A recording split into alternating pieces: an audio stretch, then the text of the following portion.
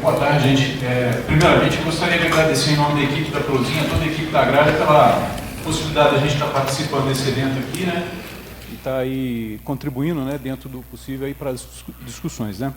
O tema hoje que a gente gostaria de falar é sobre o uso aí, dosagem de aditivos e coadjuvantes, né, na produção de cerveja, que a gente sabe que isso aí é um tema bastante polêmico, né? E num fórum técnico, eu acho que é sempre positivo a gente discutir, e discutir dentro de uma base técnica para tirar um pouco de paradigma e tratar um pouquinho de tecnologia, né? A ideia nossa hoje é falar um pouquinho aí sobre a cerveja e o shelf life dela, né? As questões que estão envolvidas aí com a estabilidade da cerveja, sobre os coadjuvantes e aditivos propriamente ditos, né? E algumas soluções aí, no caso que a Prozin tem para esse tipo para essas situações, né? Sobre a questão da qualidade do shelf life, o que acontece? O shelf life, do inglês, né, vida de prateleira, né, ou prazo de validade do produto, é um tema que é sempre interessante a gente considerar. Por quê? Quando geralmente o cervejeiro desenvolve a formulação da cerveja e faz aquela experimentação, desenvolve o produto e degusta a cerveja da primeira vez, e a gente sabe que para desenvolver cerveja normalmente não é de primeira que a gente acerta, precisa de fazer alguns cozimentos, ajustar o processo, até chegar num perfil sensorial que está legal. O que acontece? Essa avaliação geralmente é feita num produto que está no momento zero da vida dele. É aquela cerveja que está saindo do tanque, ela estava até então numa condição de baixa temperatura, e a partir do momento que a gente invasa aquela cerveja, coloca ou num barril, ou numa garrafa, ou numa lata, a cerveja começa a sofrer, então, um processo de degeneração daquela qualidade sensorial, e isso, obviamente, a gente sabe que, né, como está colocado ali, isso vai influenciar aqui todo o processo que tem para frente, que é o tempo de venda, o consumo do cliente, tudo isso. O que eu quero dizer com isso? Normalmente, esse prazo de validade da cerveja, ele é definido pelo cervejeiro, pela cervejaria, dentro de uma perspectiva de qual tempo que vai levar para aquela cerveja chegar no mercado, ou seja, quanto tempo ela vai ficar no estoque da própria cervejaria, quais as condições que ela vai sofrer para ser transportada até o ponto de venda. A gente sabe que no nosso verão, aí, geralmente no Brasil, aí, isso costuma ser um problema por causa das altas temperaturas, né? Depois do tempo até a cerveja ser vendida propriamente dita, ela vai para a geladeira do consumidor, até realmente o consumidor colocar num copo e degustar o produto. Então, normalmente, essa definição do prazo de vida da cerveja, ela passa muito por essas questões aqui. E aí entra a questão, né, de caso a qualidade da cerveja comece a fugir daquilo que foi desenhado, daquilo que foi idealizado, ela começa a trazer um comprometimento a questão de satisfação, né, a decepção do consumidor com o produto, e isso implica na imagem da cervejaria, né, na credibilidade da cervejaria e na recompra de produtos, né? Então, normalmente, essas questões estão relacionadas com o quê? A estabilidade sensorial, que a gente colocou aqui aroma e sabor, mas a gente sabe também que tem a ver com o aspecto da cerveja, né, o aspecto físico, visual dela, né, a própria estabilidade da espuma, né, e que aqui está colocada dentro da perspectiva de estabilidade coloidal para aquelas cervejas que são clarificadas ou são filtradas, né, para cervejas turvas, obviamente, isso não é uma questão muito relevante. A própria questão da espuma, da estabilidade de espuma e a questão da estabilidade microbiológica, né. Falando um pouco sobre essa estabilidade sensorial, o que acontece? Normalmente, as reações que mais impactam na qualidade, na estabilidade sensorial da cerveja, elas estão relacionadas com as reações de oxidação do produto. Por quê? Essas reações de oxidação aqui, elas acabam impactando no aumento, né, da concentração de aldeídos na cerveja, né?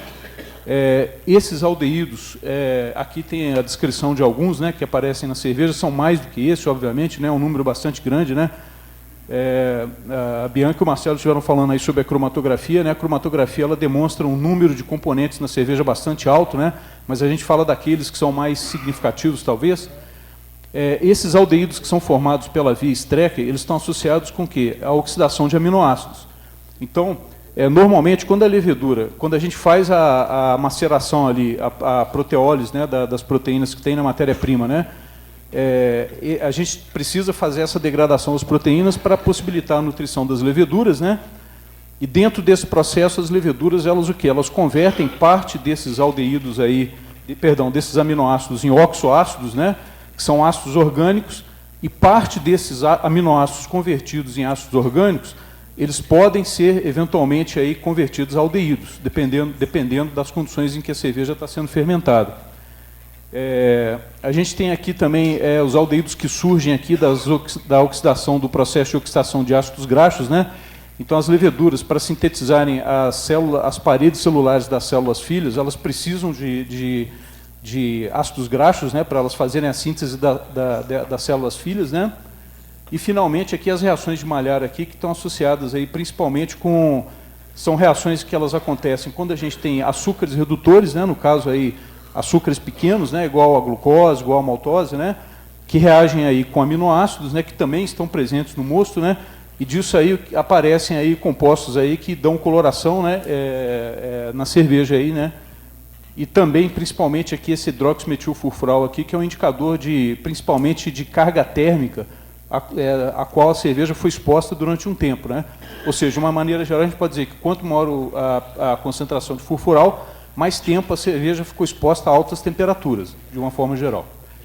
Aqui tem algumas concentrações consideradas típicas, né? Isso depende, obviamente, do tipo de cerveja, né? Das condições, mas normalmente essas concentrações aqui elas estão associadas com o que é chamado threshold, que é aquela concentração de compostos na cerveja. A partir acima dessa concentração, a gente começa a perceber sensorialmente o impacto desses produtos na cerveja. Então, como todo mundo aí já teve essa experiência com certeza alguma vez na vida, a gente quando degusta uma cerveja que está envelhecida, ela tem aromas aí que lembram ao maltado, ao mel, ao papelão, ao caramelo aí, mas que isso aí leva mais para um lado enjoativo, né, sensorialmente falando, e essa percepção desses off-flavors aqui, que é indicação de envelhecimento sensorial da cerveja, ela leva a uma perda de drinkability da cerveja. É aquela questão de que a gente toma uma cerveja, toma um copo, e aí para tomar o segundo copo já é mais difícil, porque realmente o produto, né, ele mostra características de envelhecimento. Também esses produtos aqui normalmente são analisados por cromatografia, né, como a Bianca muito bem explicou aqui, como pode ser feita essa análise, né. E a gente tem também algumas questões aqui envolvidas com a parte sensorial, que é a parte onde a gente leva em consideração a estabilidade coloidal microbiológica, que também influenciam nesse aspecto de aromas e sabores na cerveja. Haja vista a questão de desenvolvimento de alguns contaminantes que podem aumentar a concentração de ácido lático, ácido acético, etc., né, e descaracterizar o flavor de uma cerveja, né. Aqui, só para resumir, um resumo, né, bem resumido aí de como esses produtos aparecem na cerveja. Esse quadradinho azul aqui seria o mosto, né? Então, durante a mosturação, a gente tem aqui os lipídios, né, que podem ser degradados aqui pela lipoxigenase, que é uma enzima que está presente no malte, né? Essa enzima tem a capacidade de degradar os lipídios em ácidos graxos. E o que acontece? Esses ácidos graxos aqui, eles estando em presença de oxigênio, eles vão acabar gerando aldeídos. Só que aí tem uma questão que é muito interessante, que é o seguinte. Os aldeídos, de uma forma geral, quando eles estão presentes num meio que não tem oxigênio, eles acabam sendo convertidos a álcoois. Só que, uma vez que esses álcoois estão presentes na cerveja, eles entram em contato com o oxigênio, eles podem ser reconvertidos a aldeídos, que são aqueles off-flavors que a gente estava comentando lá. Então, isso é um caminho, né, de se produzir aqueles aldeídos na cerveja, né? Um outro caminho, igual a gente comentou, que é durante a quebra das proteínas aí pelas proteases e a produção de aminoácidos, esses aminoácidos podem ser convertidos a aldeídos aí por a rota que eu estava comentando, né, que é a formação dos ácidos orgânicos, né, e posteriormente ao encaminhamento para aldeídos, né, ou quando eles estão expostos a altas temperaturas e reagem com os açúcares, eles formam aí os compostos da reação de Maillard, e entre os vários que são produzidos também aldeídos. Como eu estava comentando, enquanto a gente está no meio anaeróbio, aí, que é na fermentação, que não tem oxigênio na parte final aí do processo, esses aldeídos são convertidos a álcoois, mas uma vez que eles entram em contato com o oxigênio, novamente, eles são reconvertidos a aldeídos, e aí começa a aparecer a questão do envelhecimento sensorial da cerveja. Então, isso é um fenômeno que ele, né, vamos dizer assim, ele está muito presente. A gente precisa ter os lipídios, precisa ter aminoácidos.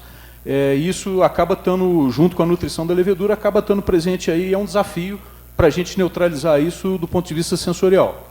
Obviamente que boas práticas aqui, como evitar a incorporação de oxigênio, tudo isso ajuda, né?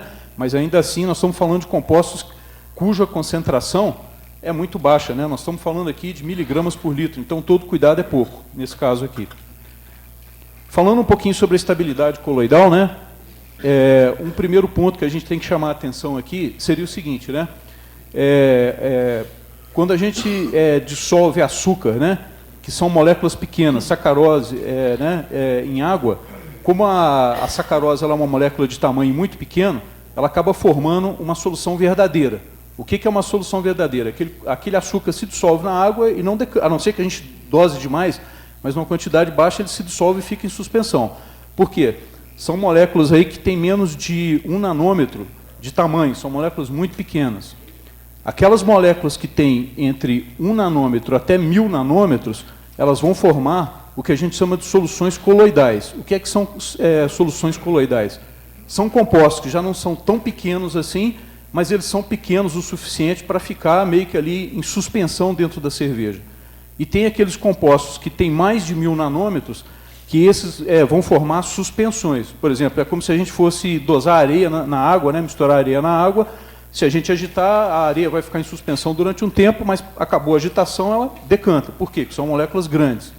Então, nesse caso, nós estamos falando o quê? Nós estamos falando de moléculas que estão naquele meio termo ali, que são as coloidais, né? Então, uma das principais questões que surge na cerveja com relação à estabilidade da cerveja é que a gente tem proteínas e temos também polifenóis aí que vêm do lúpulo, que vêm da própria cevada, que estão na cerveja.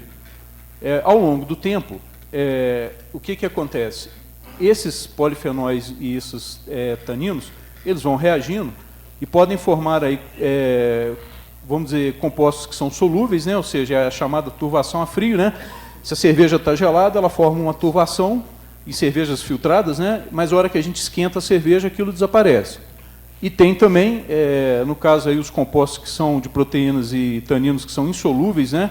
Que formam uma turvação permanente e essa é irreversível. Independente da temperatura da cerveja, estão sempre lá. Essa diferença entre um composto e outro, basicamente, está só relacionada com o tamanho dos compostos de proteínas e polifenóis que vão sendo formados ao longo do tempo. Quanto maiores esses compostos, eles vão migrando aqui dessa turvação reversível para irreversível, porque eles vão ficando cada vez maiores. Acho que talvez alguns de vocês já tenham observado, quando a gente pega uma cerveja que está envelhecida, uma cerveja lager envelhecida, e vira a garrafa de cabeça para baixo, aquele material normalmente que está decantado no fundo da garrafa, nada mais é do que compostos aí de polifenóis com proteínas que ficaram insolúveis, né, e estão decantados ali no fundo da garrafa. Então, como é que isso acontece? Os polifenóis são um grupo de compostos que as plantas, os vegetais, de uma maneira geral, eles produzem para sua defesa. Por quê? Porque polifenóis são compostos extremamente reativos, eles reagem muito rápido e, na natureza, eles são antioxidantes, né? Eles têm característica antioxidante. E o que acontece? Quando uma planta está sendo atacada por um fungo, e o fungo está ali gerando algumas toxinas, algumas coisas para conseguir fazer a infecção de uma planta, a planta produz polifenóis para tentar neutralizar esse ataque. Então, isso, né, obviamente, está na cerveja, né, tem uma série de benefícios aí. No caso aí do lúpulo, aí do xantumol, aí é um polifenol com uma capacidade antioxidante muito potente, né, que, até onde se sabe, né, só é conhecido no lúpulo, né? E esses radicais aqui, dos polifenóis, né, eles reagem com as proteínas e aí vão formando esses compostos, né? Obviamente que isso depende de temperatura, pressão, né, pH, tipo de proteína, tipo de polifenóis, né, as quantidades que isso está na cerveja, mas é como acontece. Normalmente, esse mecanismo como é que é? Estão os flavonóis aqui na cerveja, né, que são polifenóis muito pequenos, né, de tamanho muito, as antocianidinas, né, que são muito pequenas, né, elas estão ali combinadas com algumas proteínas, mas como o tamanho é pequeno, ela está ali ainda insolúvel, a gente não consegue percebê-la na cerveja. Então, ela tem pouca influência aí na turbidez visível, né. À medida que o tempo vai passando, como esses polifenóis são muito reativos, né, eles reagem, são compostos que estão sempre reagindo, aí, principalmente se tem oxigênio no meio, eles vão formando polímeros cada vez maiores com as proteínas, né, isso aí começa a gerar uma turbidez, né, principalmente aí aquela turbidez africa que eu estava comentando, E à medida que o tempo passa, né, esses compostos eles vão se polimerizando e ficando cada vez maiores, né, até formar os tanoides aí, né, que já são substâncias com um peso molecular bem maior. E, nesse caso aí, ela forma uma turbidez que é permanente, e ela tem uma outra característica que é o seguinte: normalmente os polifenóis eles têm a propriedade de inibir a produção de saliva na boca da gente. Por isso que, por exemplo, quando a gente come uma fruta verde, aquela inibição da saliva ela dá na boca da gente a sensação de secura, que é o que a gente chama de adstringência. Então, esses compostos, os polifenóis, por essa característica que eles têm, se eles estão presentes na cerveja, eles dão também uma certa adstringência. Isso pode ser causado, por exemplo, por arraste de trube para fermentação. Aquele trube que deveria ser retirado lá, né, no final lá do descanso no Whirlpool, que por algum acaso ele é arrastado para frente, ele pode, dependendo da quantidade, impactar gerar uma certa astringência na cerveja. Aqui são algumas tecnologias que existem hoje, né, para poder fazer a separação dessas proteínas ou polifenóis e aumentar a estabilidade coloidal da cerveja, né? A gente tem o uso do PVPP aí, né, que ele absorve aí polifenóis. Todos eles estão, essas tecnologias aí estão classificadas como coadjuvantes de tecnologia, né? Eu vou falar um pouquinho mais adiante sobre isso. O ácido tânico, né, que ele precipita as proteínas, né? No caso da sílica gel, que ela tem a propriedade de absorver as proteínas, né? E no caso da papaina e da enzima prolina específica, o que elas fazem, na verdade, é degradar as proteínas a polipeptídeos aí de tamanho menor. Então, com isso, mantém esse material solúvel na cerveja. Ela não chega a remover da cerveja as proteínas, mas ela degrada as proteínas a compostos menores. Aqui, né, só ilustrando um pouquinho o mecanismo de ação, né? No caso da papaina, a papaina é uma enzima que ela vai quebrando a proteína, ela é uma enzima endo, né? Ou seja, ela pega a cadeia de proteína e vai quebrando de forma randômica, né, a proteína pela parte interna, né, vamos dizer assim, das cadeias, né? No caso da sílica, ela absorve, né, as cadeias de proteína, né, e depois isso gera um composto que é maior, que tem um peso molecular maior e acaba decantando, né, ou seja, sendo separado aí por filtração, no caso, né? No caso do ácido tânico, que também tem uma propriedade semelhante aí no caso com as proteínas, né? Eles podem ser separados aí no trube, no Gallagher ou na filtração. E finalmente o PVPP, que absorve aí os polifenóis e acaba sendo retido em filtros normalmente, né? Ou pode decantar também no Gallagher, né? Dependendo da forma de aplicação. Quando a gente fala de estabilidade de espuma, né? Qual que é o mecanismo normal de formação da espuma na cerveja, né? A gente tem aqui, não sei se vocês já fizeram a experiência de pegar um grafite, esse que a gente usa em lapiseira, e colocar dentro de um copo de cerveja Pilsen. O que vocês provavelmente vão observar? Como o grafite ele é carbono puro, ou quase puro, ele vai servir como ponto de nucleação para CO2, porque o CO2 é uma molécula de carbono com duas de oxigênio. Então, ele vai acabar atraindo essas pequenas moléculas de CO2 que estão dissolvidas ali na cerveja, e é como se fosse um efeito de enxame de abelha. Elas vão se aglomerando, vão formando pequenas bolhas, essas bolhas vão recebendo a migração de mais moléculas de CO2, elas vão aumentando de tamanho, né, que é o que é chamado de coalescência, né, quando duas bolhas de CO2 elas se juntam aqui. À medida que essa bolha cresce de tamanho, né, ela vai ficando mais leve do que o líquido, ela tende a subir para a superfície da cerveja. Aí o que acontece?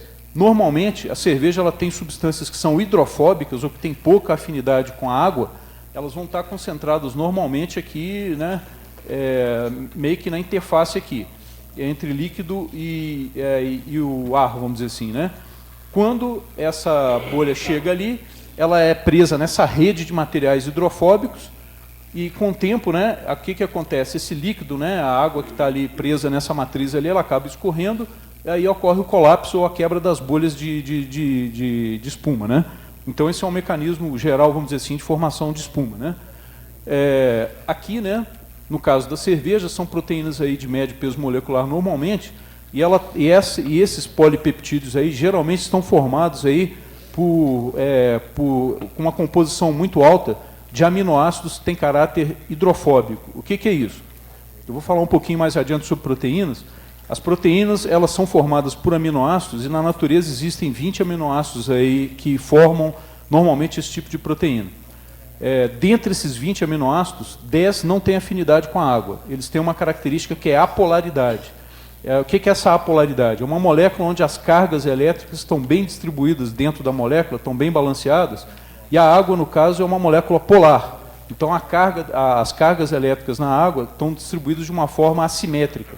Então, por essa falta de afinidade entre essa substância, entre esses aminoácidos e a água, eles adquirem uma característica que é chamada de hidrofobicidade. Elas não têm afinidade com a água.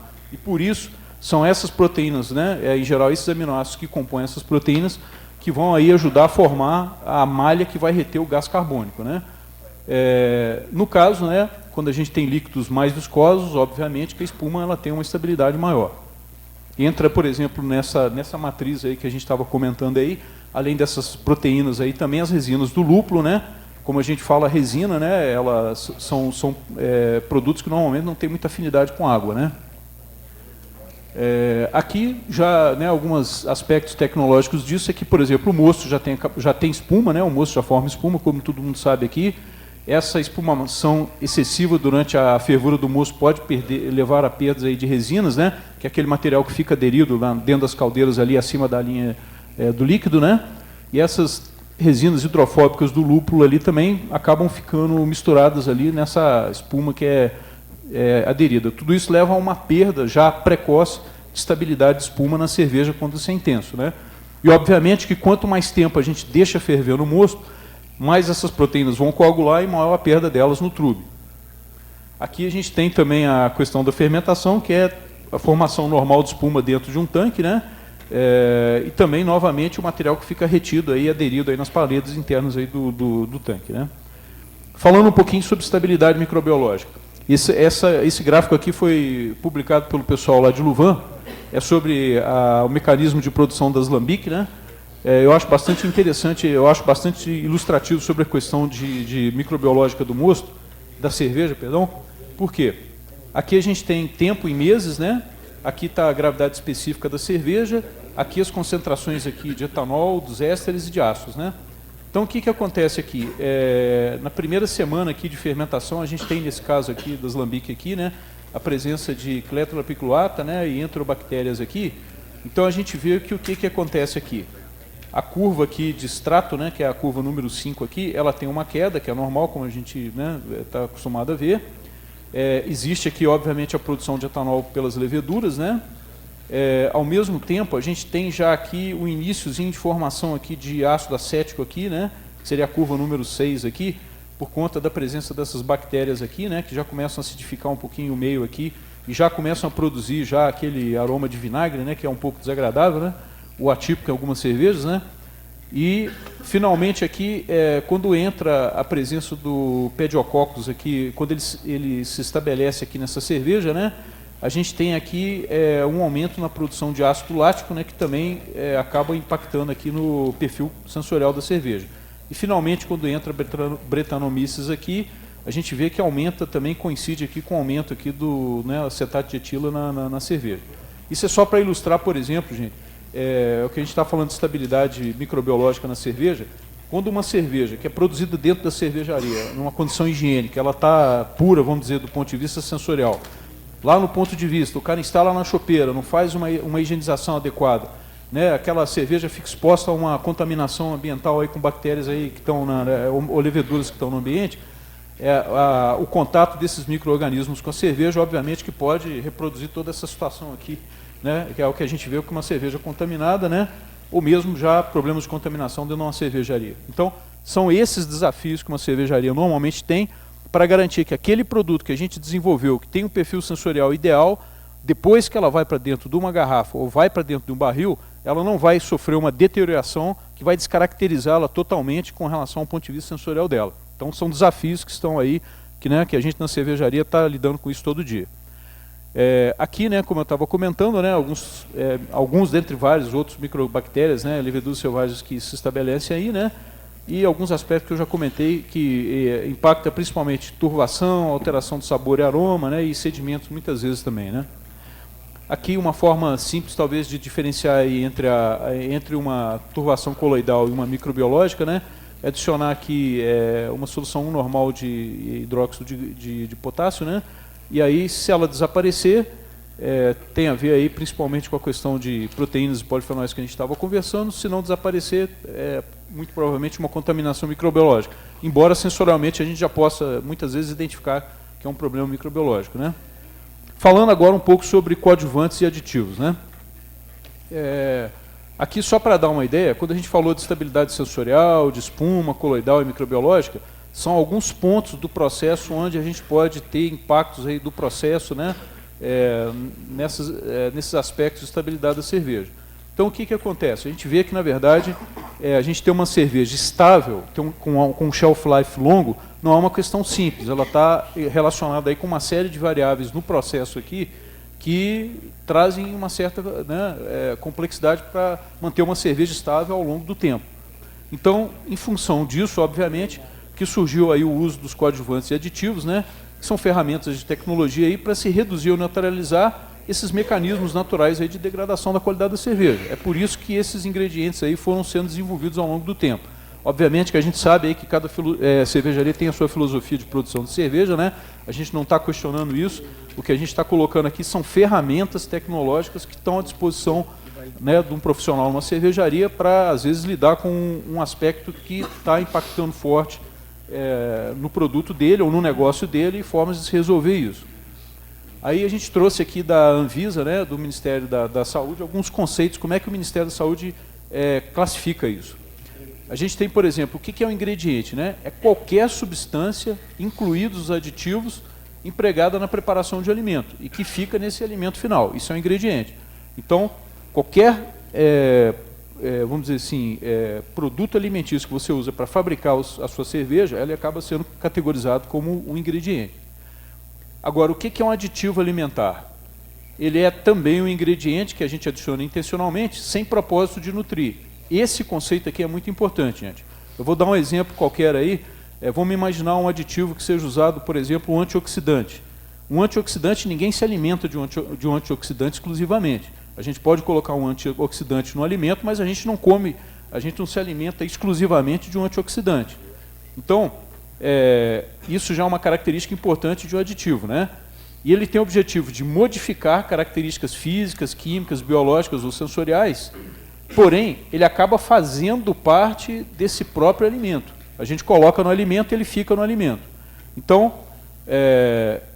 aqui até a Anvisa ela adiciona aqui que, por exemplo, quando a gente trata de contaminantes ou substâncias nutritivas, igual, por exemplo, fonte de fibra, fonte de proteína, né?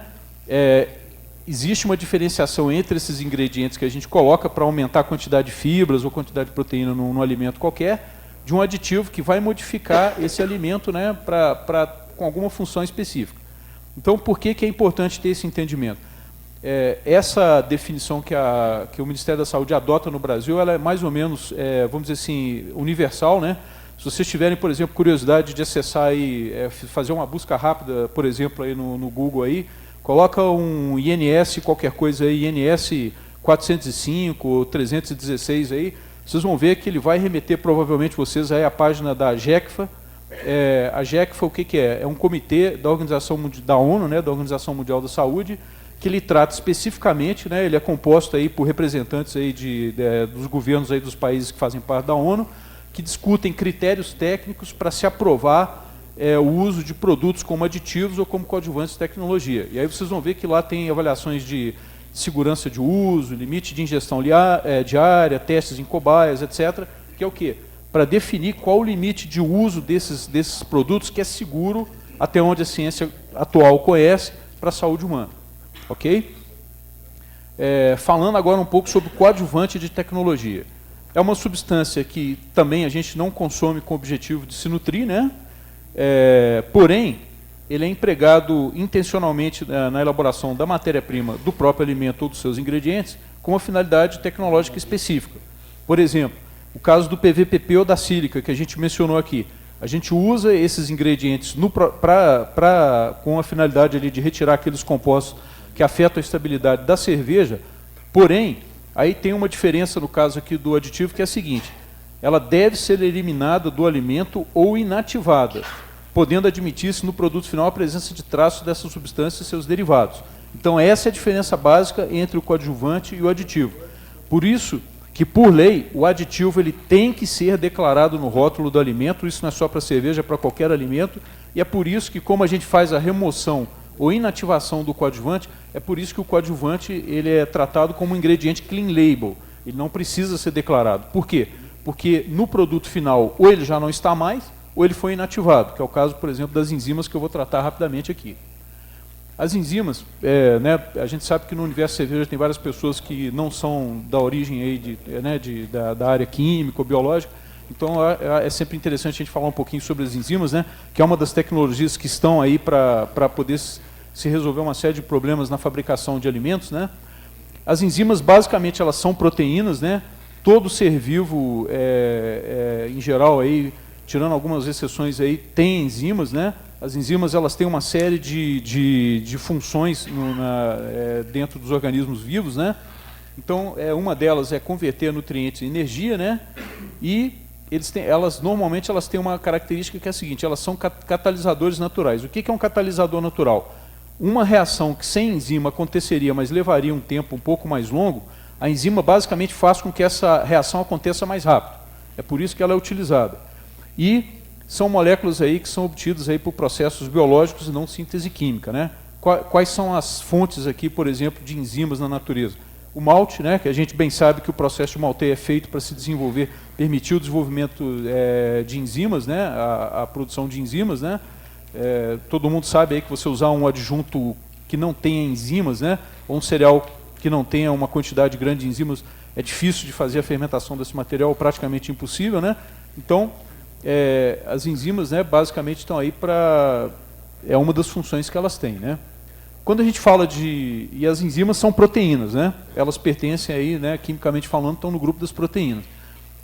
Nesse aspecto, é sempre interessante a gente falar como é que as proteínas estão compostas, né? As proteínas nada mais são do que vários aminoácidos emendados, né? Então, isso aqui seria a estrutura primária de uma proteína, ou seja, ela tem uma série, aqueles 20 aminoácidos que eu comentei, que existem aí, que integram, são os aminoácidos que produzem as proteínas, né? Lembrando que 10 desses 20 não têm afinidade com a água, né? São hidrofóbicos, né? Eles podem ser emendados aqui de diferentes formas, né? Em diferentes sequências, né? Dependendo de como eles estão emendados aqui, eles vão impactar na estrutura secundária da proteína. O que é essa estrutura secundária? São formadas pontes de hidrogênio entre esses diferentes aminoácidos aqui, e essa cadeia, que seria linear, seria como se fosse uma corrente, ela acaba se espiralando, ela vai formando uma espiral. Então, ela é a estrutura secundária aqui de uma proteína. Ou ela pode formar uma dobra, vamos dizer assim, né? Aquela cadeia que é linear, como se fosse uma corrente, é como se ela se dobrasse. Esse tipo de configuração aqui ela é muito presente em membranas, por exemplo, né?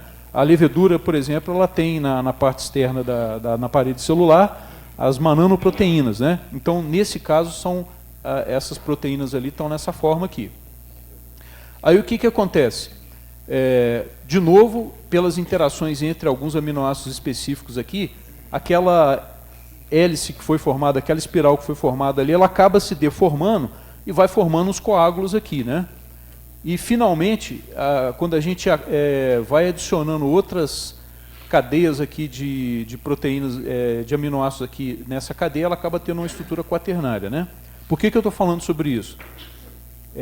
Por exemplo, quando a gente fala de proteínas, né, que são hidrofóbicas ou proteínas que são hidrofílicas, né, que tem a ver com a questão ali da estabilidade de espuma da cerveja ou da turvação da cerveja. Aqui é uma cadeia de aminoácidos, né?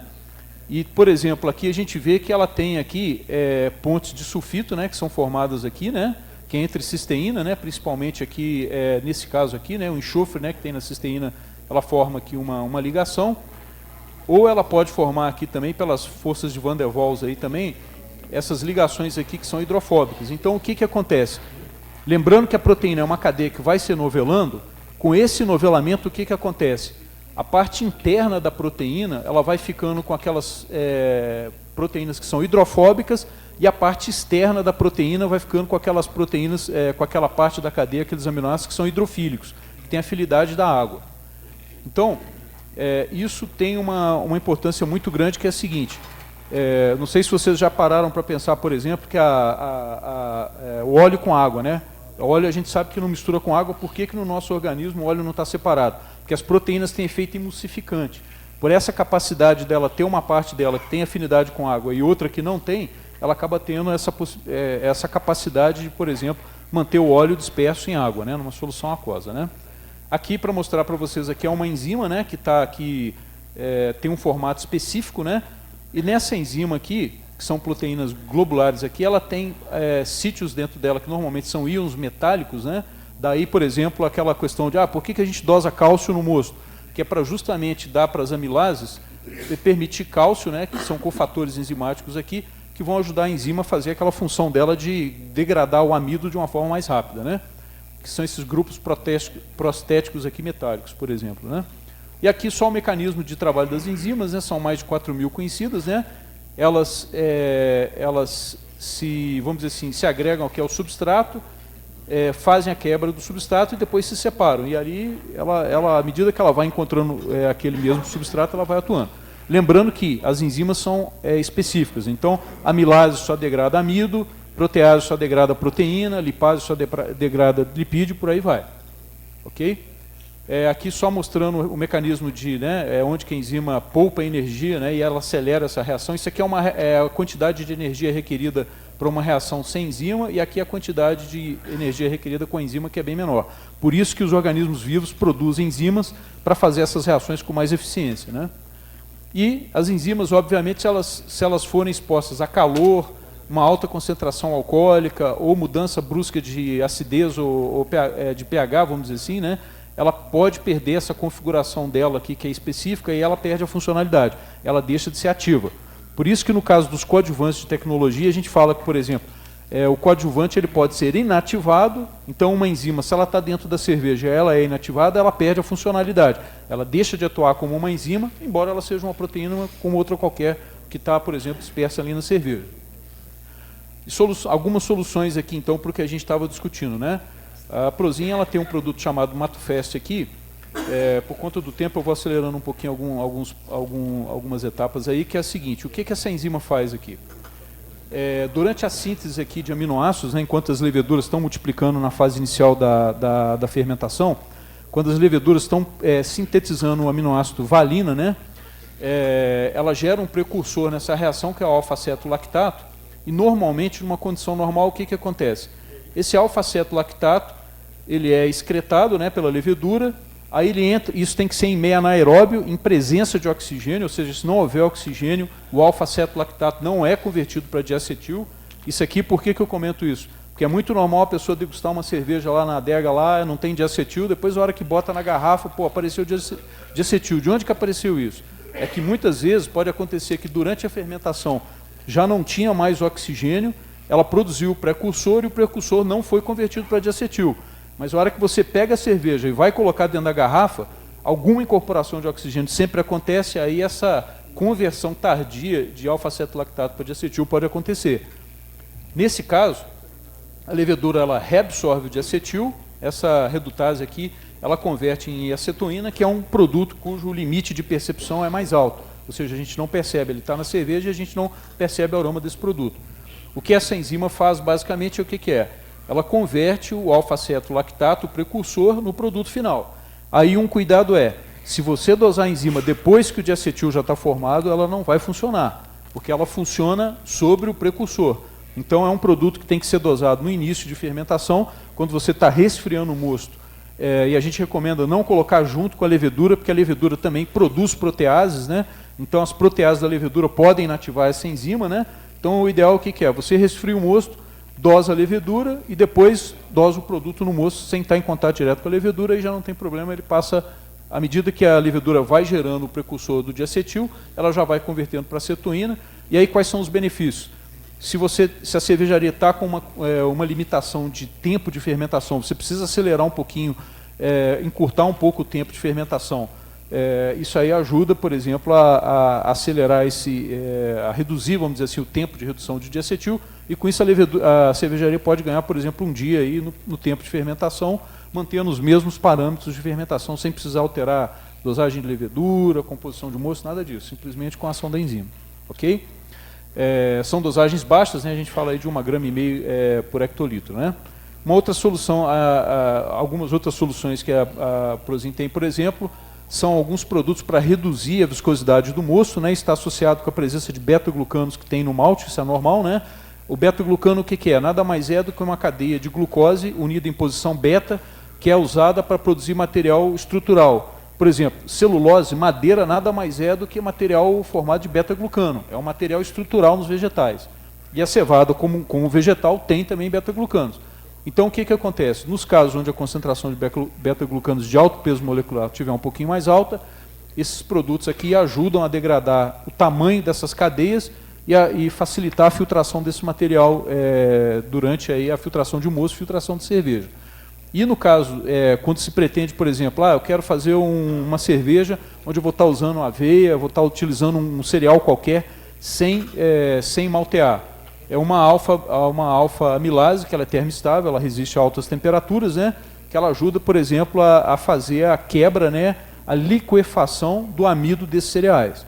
Lembrando que, quando a gente está processando esses cereais, o amido ele incorpora água, ele incha, e quando ele incha, ele acaba aumentando a viscosidade do mosto. Então, se você não tem alfa-amilase ali para quebrar aquele amido que está inchado, ele vai te produzir, na verdade, um gel, né? Aquilo vai virar um gel e pode retrogradar, inclusive, virar como se fosse um bolo, né? Uma geleia mesmo. Então, o que acontece? Essa enzima, né, que tem no malte, né? O malte também tem as amilases alfa e beta-amilase, no caso é uma alfa-amilase, ela ajuda a quebrar esse amido e permitir depois a sacarificação disso aí durante a mostura. São algumas soluções. Falando aqui do Clearmax, né, que é uma solução para estabilização, o que é o Clearmax? Tem uma planta que cresce no oeste da Ásia, que é a Galonuts, né, que eles chamam de Galonuts Chinese, na verdade é a noz de galha que eles chamam, né? Essa planta ela produz o ácido tânico, né? E esse produto, na verdade, essa galha aqui, na verdade, esse fruto dela, ele é processado, né, feito um processamento, onde é feita a extração desse ácido tânico, né? Isso acontece na Bélgica, né, em Wetteren, né? E aqui, falando só um pouquinho aqui, né, do processo, né, a colheita do material, separação de folha e tudo, né, a extração propriamente dita, a purificação, né, depois a secagem do material e o estoque, né. Aqui, né, novamente falando sobre a questão da cromatografia, né, a comparação entre um ácido tânico que não está muito purificado, né, não tem um grau de pureza alto, e o Clearmax, no caso, que é purificado, a gente vê que aqueles picos iniciais aqui, que são referentes às impurezas, ela é praticamente inexistente aqui, enquanto que no material menos purificado ele tem uma ocorrência maior. Falando sobre o ácido tânico propriamente dito, né? Ele nada mais é do que uma molécula de glucose, onde tem 4 ácidos gálicos, né, que são essas estruturas aqui, esses fenóis aqui, esses polifenóis aqui, que estão unidos neles, né? Então, como a gente já comentou anteriormente, os polifenóis eles têm uma afinidade muito grande por proteínas, né? E basicamente o que eles vão fazer é combinar com as proteínas para que ela seja retirada. O ácido tânico hoje é um produto que é bastante utilizado aí para a estabilização coloidal da cerveja, né? Aproximadamente 35% aí que a gente tem pelo fornecimento que é feito desse material. Atualmente aí 43% da produção brasileira, né? E ela tem uma vantagem, né, que é o seguinte: o que essa solução permite? Fazer a precipitação da proteína, né? Ou seja, aqueles grupos de ácidos gálicos lá, eles se combinam com as proteínas, vão formando moléculas de tamanho grande, e com isso ela acaba precipitando no fundo seja do Whirlpool, né, ou no fundo do tanque, né, da maturação, né. Ela tem um efeito quelante sobre o ferro, e com isso ela tem um efeito antioxidante, né, e inibe também a lipoxigenase por retirar o metal que faz parte o sítio ativo da enzima da lipoxigenase do malte, né. Ela ajuda com isso aí sedimentação de leveduras e aumentar o ciclo de filtração, né. Quando esse produto é dosado, seja na maceração ou seja na fervura, ela tem um efeito de aumentar a estabilidade sensorial. Por quê? Pela questão de inativação da lipoxigenase, que a gente comentou anteriormente, e pela questão também de ajudar a precipitação ali daquela proteína, né, que está sendo coagulada durante a fervura, né, o trube quente, né. Quando a gente dosa ele na maturação, ele ajuda a remover as leveduras, ele arrasta também alguma proteína que passou ainda da fervura, né? As proteínas que passaram ali podem desestabilizar a cerveja, né? Ou então na filtração, onde ele fica retido, né? Aí, no caso, ele está tendo um maior efeito sobre a estabilização coloidal da cerveja. Aqui é só ilustrando isso, né? Que mostra que a molécula aqui do galotanino aqui linkada com a proteína, né? Então, com isso aí ela forma coágulos maiores que vão decantar mais facilmente, né? No caso aqui, o efeito que ela tem antioxidante, ela evita, né, que esse ferro ou o cobre 2+, aqui, que são íons metálicos que estão envolvidos aqui na conversão do oxigênio em peróxido, né, que é a forma ativa, né, que ela é altamente oxidante, na verdade, né? Então ele evita a formação, essa conversão do ferro 2+, ou do cobre em ferro 3+, ou ferro 2+, é o efeito antioxidante que ela tem. Quando a gente fala da lipoxigenase, né, que a gente comentou já anteriormente sobre como é que ela forma os aldeídos, né, o que acontece é que isso aqui é a molécula da lipoxigenase, da enzima, né, a lipoxigenase que tem no malte. O que acontece? Ela tem um efeito quelante sobre esse íon ferro aqui, e na verdade, a hora que ele tira o ferro da enzima, a enzima deixa de ter atividade, ela deixa de funcionar. Com isso, ela reduz aí a produção daqueles aldeídos aí, que vão dar lá aquele aroma oxidado, tudo isso na cerveja que a gente já conversou. No caso das leveduras, é um efeito muito parecido também, né? O que acontece é que esse produto ele acaba se linkando com as proteínas que tem na parede celular da levedura, né? Aquelas mananoproteínas e quitina, né, que tem na superfície da célula de levedura, e com isso ele vai aglutinando, ele tem o efeito de aglutinar essa levedura. A hora que ela forma aqueles coágulos maiores, o produto, a levedura acaba sedimentando mais rapidamente, né? Então, para quem quer produzir cerveja clarificada e não tem um filtro, isso pode ser uma solução bastante interessante, né? Aqui só para ilustrar a dissolução do produto, né? São soluções aí desde 0,5% até 35%, né? Aqui a água está a menos 1 grau, uma solução de 1%. A gente vê que em 33 segundos, aqui é quando a gente coloca o produto, turva tudo, vai misturando aqui, em pouco tempo a solução já está totalmente cristalina, né? Aqui já é uma solução de 1% à temperatura ambiente, que é bem mais rápido, 8 segundos, né, para ela ficar cristalina. Aqui já uma solução bastante concentrada com 40%, porém a uma temperatura de 50 graus, né? A gente vê que em 3 segundos aí praticamente já clarificou a solução. E é um material que é bastante fácil de aplicar, né? Ele, como eu comentei já, ele tem uma melhora, um impacto sobre os ciclos de filtração, consumo de terra, né? Redução de perda de extrato na filtração e também, né, no caso aí das proteínas que vão causar turvação da cerveja, né? Então, como é que esse produto pode ser dosado, né? No caso da abraçagem, faz uma dissolução do produto em água a temperatura ambiente, né? Uma concentração que vai de 0,5 a 35, dependendo do tamanho do recipiente que você tiver lá. Faz a dosagem junto com a segunda dosagem de lúpulo ou no finalzinho da fervura e pronto, o produto está dosado. Aí, o que você acompanha para ver se o produto está funcionando? No caso do fundo do Whirlpool, como é que ficou a consistência do bolo de trube gerado ou o espalhamento do bolo de trube no final, depois que acaba o resfriamento. E no caso do teste do Koninghoff, a gente tira uma amostra do mosto, né, em 3 momentos do resfriamento, e a boa prática é que não tenha mais do que 0,1 ml de trube no fundo do cone. Se tiver mais do que 0,1 ml de trube no fundo do Koninghoff, é a indicação de que você pode estar tendo arrasto de trube para fermentação, daí aqueles problemas de adstringência na cerveja, né? Aqui, por exemplo, dosagem na maturação. A recomendação é fazer em água quente ou em água carbonatada, desaerada, né, para evitar a incorporação de oxigênio na cerveja, né? Faz a dissolução. Depois que você retira o fermento, chegou a 0 graus, tirou o fermento, você dosa o produto, injeta um pouco de CO2 ali para homogeneizar, dá 72 horas de sedimentação para descer e ele tem um efeito de clarificação na cerveja. Aqui é ilustrando, né, um teste onde foi feito antes do Clear Max, no caso aqui, né, o ciclo de filtração é de 2.000, 3.000 hectolitros, 1.400 hectolitros. Aí já com o produto, o que acontece? A cerveja ficou mais clarificada, né? Com isso os ciclos de filtração aumentaram, né, e o consumo de terra infusória caiu. Aqui de um consumo de 50, quase 60 gramas por hectolitro, caiu para 49, né? Para quem trabalha com filtração sabe que 60 gramas já é um consumo muito bom, para baixar isso aí para 49 mais ainda. E no caso aqui, né, a gente tem também soluções aqui para aumentar a estabilidade de espuma, né? Ela dá aí só uma dosagem de 4 gramas por hectolitro, gera uma espuma aí, né, com uma característica típica, vamos dizer assim, né? Não vou me ater muito a isso, né? Aqui só mostrando aqui sem o produto e com o produto, no caso, né? Tem aqui um antioxidante que é a Isomax também, né? Que é para evitar aquelas reações lá, como eu comentei. A gente tem os precursores, né, os álcoois que estão ali na cerveja. Uma vez que eles têm contato com oxigênio, eles são convertidos para aldeídos, que são aqueles compostos que dão o aroma de oxidado na cerveja. Então, você evitando a presença de oxigênio na cerveja, minimiza o aparecimento desses produtos, né?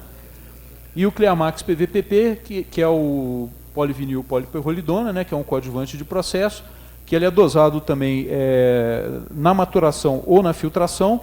Ele vai absorver os polifenóis por causa da carga elétrica que esse material tem, e ou ele vai decantar no Gehleger ou vai ficar retido no filtro, e assim a gente retira parte daquela carga de polifenóis, ok? Aqui, só para dizer mais ou menos como é que esses produtos podem ser dosados, você faz a dissolução, coloca num barrilzinho, né? Vem com o CO2 empurrando aqui para dentro do tanque e é feita a dosagem. O cuidado que a gente sempre alerta é o seguinte: você ajustar a válvula de contrapressão do tanque para que, a hora que você injeta CO2, a pressão do tanque não suba além do que você regulou, né? Para permitir esse alívio de sobrepressão. E aqui a gente recomenda, aí como boas práticas, ou utilizar aquele barril, no caso, para o refrigerante, né? Ou então o barrilzinho aqui para a multiplicação, para o fermento, né? Por quê? Porque nesse caso você consegue aproveitar 100% da solução. No caso do barril de chopp dá para usar, mas sempre fica um pouco no fundo aqui que acaba não sendo aproveitado. Então, gente, basicamente é isso que a gente tinha para comentar. Eu agradeço aí peço um pouquinho, né? É bastante assunto, a gente às vezes tem que correr um pouquinho para não fugir muito aí do tempo, mas agradeço pela atenção de vocês aí, fico à disposição aí para responder as perguntas aí, a gente espera estar à disposição, ok? Muito obrigado.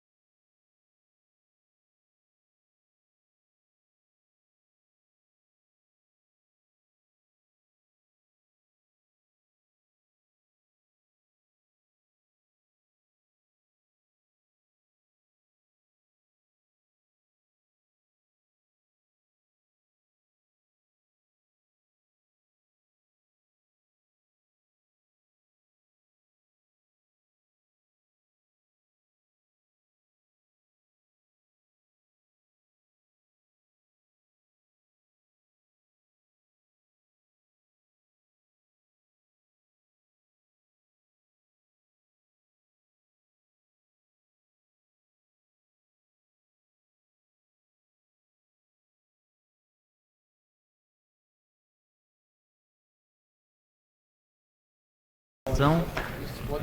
Pessoal, esse é um assunto também bastante interessante, né? As cervejarias têm usado vários produtos e, Fábio, talvez uma pergunta para ti. Eu tenho percebido em algumas cervejarias que o pessoal tem usado, mas não tem, vamos dizer assim, ainda não tem o resultado esperado. Mas pelo seguinte, eu já tenho percebido isso, que é a questão de dosagem e homogeneização que tem do produto dentro do tanque. Por exemplo, o Clear Max MF que você estava comentando. Então a pessoa usa e aí no final ele acaba tendo problema, né? O que você recomenda que seria a melhor forma de dosagem e homogeneização dentro do tanque? Ok. Essa pergunta é bastante interessante, gente, pelo seguinte, muitas vezes quando os produtos são utilizados de uma forma, muitas vezes que, vamos dizer assim, tem muitas restrições, ele acaba não performando da forma adequada, né? Esse caso que a gente estava comentando, basicamente o que é? Para a dosagem do ácido tânico, o ideal é você fazer a dissolução do produto, né? Você faz em água quente, se for na maturação, ou em água fria, se for para dosar na mostura, ou no caso ali no final da fervura, né?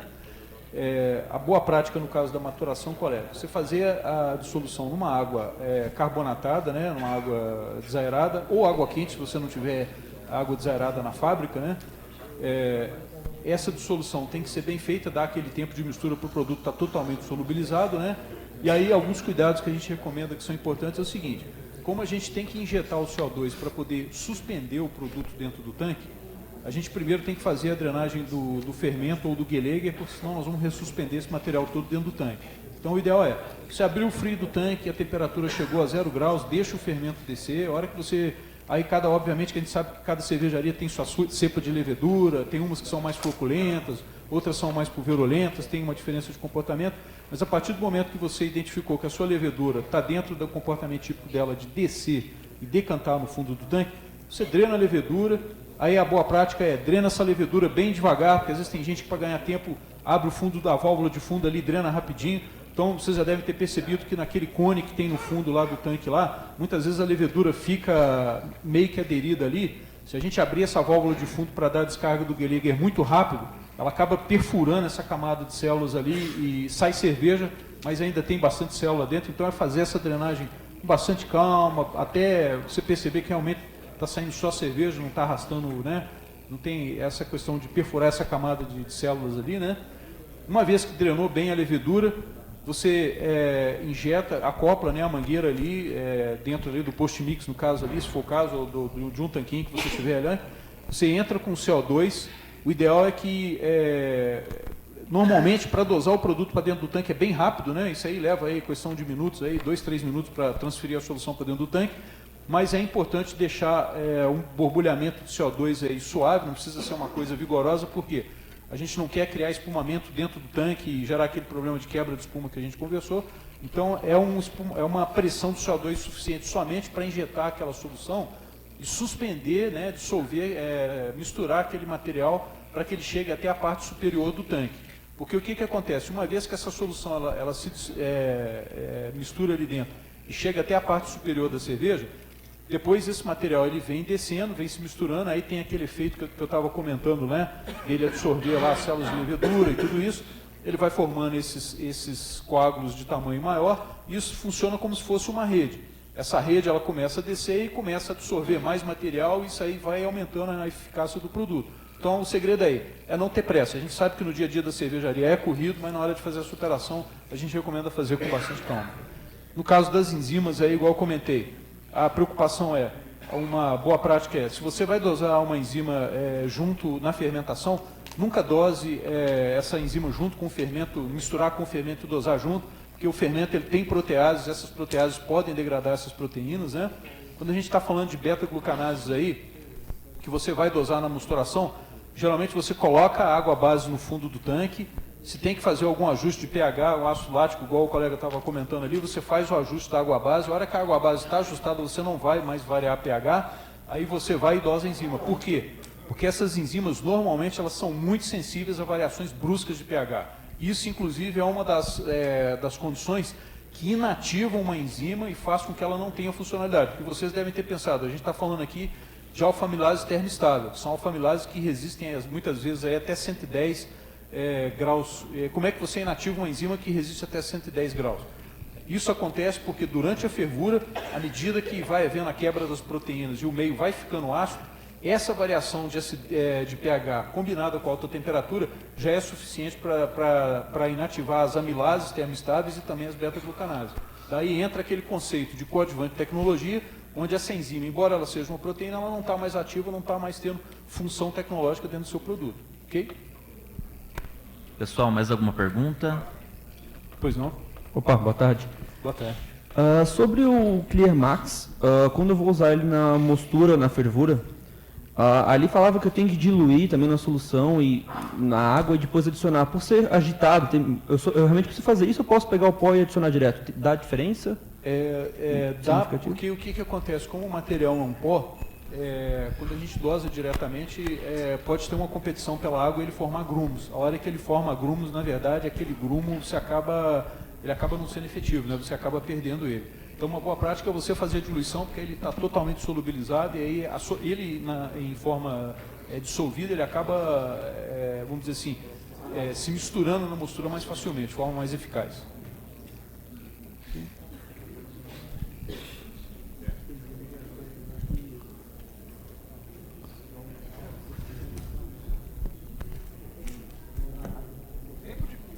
Pois não?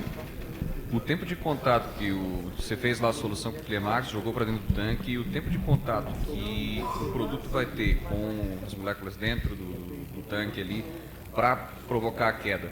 Você tem uma noção de quanto tempo leva isso para que a solução possa ser dispersa de um modo realmente homogêneo, ser eficaz e tal? Sim, essa é uma pergunta bastante interessante. No caso, você está perguntando para o uso na adega, seria? Sim. Ok.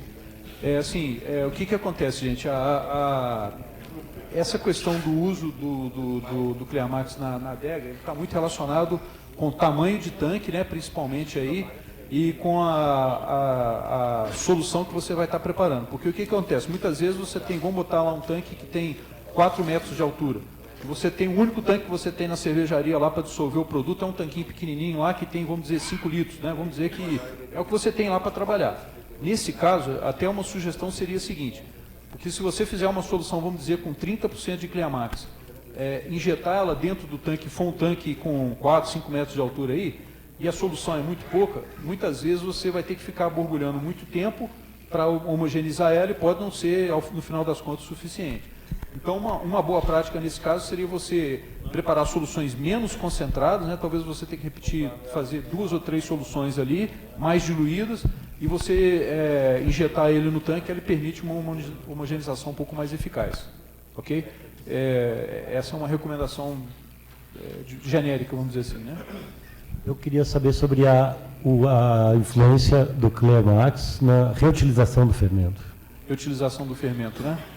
Bom, o que a gente tem de informações é o seguinte, no caso desse fermento que a gente está sendo retirado aí, no caso, é um fermento na maturação, que seria, na verdade, o Geiger, né?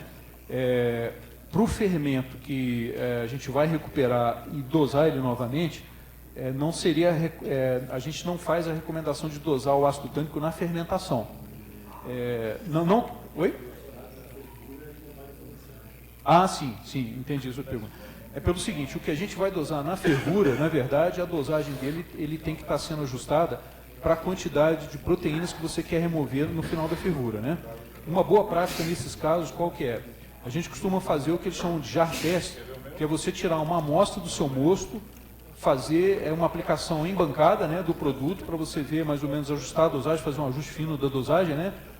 Porque as recomendações que a gente faz são genéricas, né? Vamos dizer assim, a gente tem cervejas aí dos mais variados estilos, com quantidades muito diferentes de proteína, né? Então, uma boa prática seria você fazer uma aplicação de bancada para ajustar a dosagem do produto. E aí, nesse momento, a gente considera o quê? Que a dosagem do ácido tânico que você está fazendo está otimizada. Você não está dosando em excesso, que seria, né, um custo desnecessário para você, e ao mesmo tempo ficaria material que poderia estar passando para a fermentação e eventualmente aí te gerar algum inconveniente. Nesse caso, você tendo a dosagem otimizada, ela vai ser suficiente somente para poder reagir com aquelas proteínas que estão ali, e ela vamos dizer assim, não vamos dizer 100%, mas um percentual muito grande do material já é removido no truque. Ok? Fábio, boa tarde. Primeiro, parabéns pela apresentação. Uma informação. Nas enzimas que você usa na sala de braçagem, você recomenda fazer adição de cálcio e quanto de cálcio, se for necessário? Legal, Zé. Hoje em dia, assim, essa é uma pergunta muito interessante que o Zé fez pelo seguinte, a gente às vezes fala, tem uma enzima de nova geração, né? Normalmente, as amilases, a recomendação é que a gente faça uma dosagem de cálcio, do íon cálcio, né? Aí depende da fonte de cálcio que está sendo utilizada, de 50, no mínimo 50 ppm de íon cálcio. Por quê? Porque as amilases, o sítio ativo delas, né, que é a parte onde ela conecta lá no amido e faz a quebra, é o cálcio. É o cálcio, na verdade, que a molécula que vai fazer esse trabalho aí, dentro da estrutura da enzima. Então, o que acontece? As enzimas, algumas enzimas, elas precisam dessa adição de cálcio para melhorar a eficácia dela, e aí com isso você consegue fazer com que a enzima trabalhe mais rápido ou diminua a dosagem da enzima. Tem algumas enzimas que a gente chama de nova geração, porque assim, quando a gente fala de alfa-amilase, na verdade, a alfa-amilase é a atividade da enzima. Você pode ter enzimas que têm proteínas com formatos diferentes, aquele glóbulo, quando a gente mostrou lá o formato da proteína, que é aquele glóbulozinho, aquele coágulo, na verdade ela pode ter formatos diferentes, né? E ali, algumas proteínas, algumas enzimas, elas já têm o formato, dependendo da forma como aquele coágulo está feito, ela pode ter maior resistência à temperatura, maior resistência a pH e menor necessidade de cálcio. Tem alguns produtos, no caso, a Prozin, ela tem um produto que ela não necessita da adição de cálcio. Mas é uma boa prática em muitos casos e se recomenda, no caso de alguns produtos, fazer a adição de cálcio, do íon cálcio. Ok? Pessoal, mais alguma pergunta? Pessoal aí de cima hoje estão quietos? Dormiram? Oi?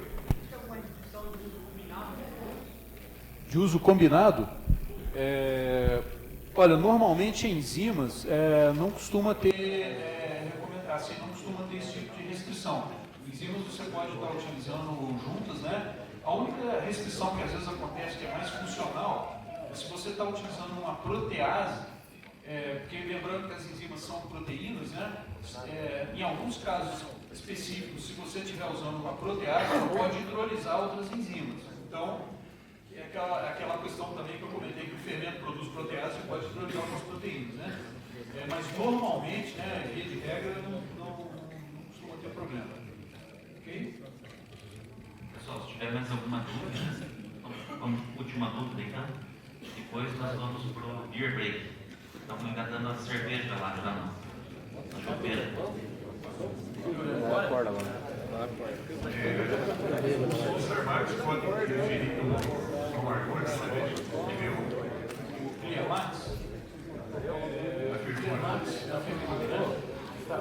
no caso, não é para ele ter essa influência, por quê? Porque como os alfa-ácidos são compostos que são ácidos, né? O Clearmax tem quantidade de proteínas, mas no caso dos alfa-ácidos não. Então, em tese, pelo menos até onde a gente tem conhecimento, não é para ter influência direta do ácido fúlvico na forma. Porém, a gente tem que lembrar alguns casos, algumas situações que são as seguintes. Normalmente, quando a gente vai fazer o rendimento da lupulagem na braçagem, a gente vê que aquelas braçagens que geralmente têm uma eficiência maior de remoção do trumo, elas costumam ter uma perda de aminoácido, de alfa-ácido um pouco maior. Por quê? Os aminoácidos, os alfa-ácidos, vocês já observaram que a resina do lúpulo ela é bastante aderente, né? Tanto que nos tanques de fermentação, geralmente, quando você olha no tanque de fermentação, costuma ter aquela manchazinha amarela dentro do tanque, são resinas do lúpulo que, com o passar do tempo, vão ficando aderidas ali, por isso até que se recomenda o citalcalino, tudo isso para remover esse material. Então, à medida que a gente aumenta a eficiência de remoção do trube, você pode estar tendo, e como o trube ele quer aquilo ou não, ele amarra, né, ele acaba tendo alguma resina de lúpulo que está aderida ali, você pode ter uma perda maior. Mas aí é onde a gente, como cervejeiro, tem que balancear a otimização da aplicação. Ao mesmo tempo, você ter arrasto de trube para fermentação e ter problema de adstringência na cerveja também não é legal. Então é o ajuste fino do processo. Pessoal, se alguém tiver mais alguma pergunta, Fábio, pode fazer ali no intervalo ou agora no final. Fábio, obrigado mais uma vez.